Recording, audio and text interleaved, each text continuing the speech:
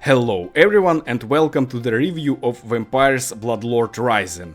Let's be honest, there are many vampire games, but how many of them truly let you become a vampire and not just a superhero with pale skin and an allergy to the sun? The game Vampires Bloodlord Rising is an attempt to give you exactly that experience. It's not just an action RPG, it's a hybrid with elements of survival, management simulation and construction. The developers from the Polish studio Me Human Games decided to take a shot at creating a full-fledged open-world vampire saga. Initially, the project was called Vampire Dynasty and was supposed to be a part of the well-known simulator series from Toplitz Productions. However, as development progressed, it became clear that the game was outgrowing the simulator framework. The focus on a cinematic story, moral dilemmas and brutal action proved to be too strong, and the project changed its name.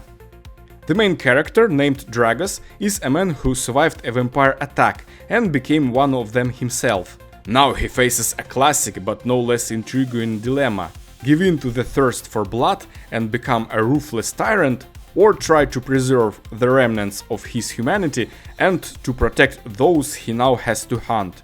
It's at the core of many game mechanics, from character progression to your relationship with the game's world. The story takes place in the fictional Balkan region of Sangavia, a grim and mysterious land inspired by European folklore, particularly Romanian legends of the Strigoi. So get ready for dense forests, foggy swamps, mountains and of course dilapidated castles holding their age-old secrets. The first thing that catches your eye when looking at Sangavia is its dark, oppressive beauty. The developers didn't try to reinvent the wheel and opted for the time-tested Gothic aesthetic. Here you will find dense forest, where moonlight barely penetrates the crowns of ancient trees, sinister swamps shrouded in fog, and dungeons where something ancient lurks. The game world feels like a backdrop and more like an active participant in the events. It's hostile, yet at the same time alluring to explore. The open world here isn't just a big map with question marks. Exploration is rewarded. You can stumble upon hidden stories, dangerous enemies, or new opportunities to expand your influence. Different locations don't just differ visually, they also hold unique threats and secrets. For example, in the grooves you can encounter inquisitors, who, according to reviews, almost never miss their attacks. Visually, the game emphasizes atmosphere over photorealism. Lighting here plays a key role, especially at night. Shadows, fog, moonlight, all of this creates the feeling that you, as a vampire, belong to this grim world. The plot setup explains that after the fall of Dragos' mentor's castle, some priests of the Inquisition cast a curse on the entire land, which is called Silver Veil, which drains the strength of all creatures of the night. This explains why a powerful vampire cannot just conquer everything at once, and adds an element of survival and the gradual reclaiming of former glory to the narrative. In terms of gameplay, Vampires Bloodlord Rising tries to sit on several chairs at once. It's a third-person action game, a clan management simulator, and a construction strategy game. For some, this ambition might be a major plus, while for other players it might seem like a potential drawback. The combat looks dynamic and brutal. The vampire has access to superhuman strength and speed, which is reflected in the gameplay. You can perform sharp dashes, dodges and even do flips to avoid attacks, or conversely to close the distance with an enemy. The Fury system deserves special attention. By landing hits, the character builds up a Fury meter, which, once full, allows you to perform a spectacular and deadly finishing move, capable of instantly killing most opponents. This makes combat more than just button mashing. It's a tactical process where you need to manage your resources wisely. And your enemies there are not just humans. You will fight ever-present Inquisition, but also other supernatural creatures.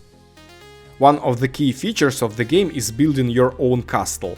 It won't be just a sanctuary, but a center of power and influence. The building system allows you to construct multi-level Gothic or medieval fortresses, decorate them and furnish them to your liking. You can build imposing towers, furnish halls with furniture and create a true vampire lair. This aspect is very reminiscent of the game Rising, and comparisons are inevitable here. However, unlike Rising isometric camera, here everything happens in a third-person view, which should provide a more immersive experience. The castle isn't just a demonstration of your power, but also a place where you manage your clan and develop your character. Yes, you won't be a lone predator here. The game allows you to create your own vampire clan by turning ordinary NPC into your eternal followers. Each potential new convert has their own strengths and weaknesses, and you'll have to decide who is worthy of becoming part of your family and who is not. Managing your followers is an important part of the gameplay. You can give them orders and assign them to various roles. And your ruling style, whether you are a merciful leader or a ruthless tyrant, will determine not only their attitude towards you, but also the development of the territories under your control. This adds a serious layer of strategy and management to the game that goes beyond simple action. Additionally, the game supports co-op mode for up to 4 players. You can invite friends to rule Sangavia together, build together a castle, and explore the world. Character development in Vampires Bloodlord Rising is closely intertwined with the story and moral choices. It's not just about distributing points into stats. Upon becoming a vampire, Dragos gains access to a whole set of supernatural abilities. Besides the aforementioned strength and speed, this includes heightened senses that allow you to see, hear, and even taste things that are inaccessible to other mortals. One of the abilities allows you to see the blood type of NPCs, which affects the bonuses you get from feeding. The key and most spectacular ability, to my opinion, is the transformation into a giant bat. This isn't just a way to travel quickly across the vast open world. Flying gives you a completely different perspective on the lands you're trying to conquer. A predator's view from on high, so to speak. The game has a skill tree divided into at least 6 tiers. You can improve basic parameters like damage or blood supply, as well as unlock new active skills, such as invisibility or launching some kind of projectiles. Progression isn't limited to just combat skills.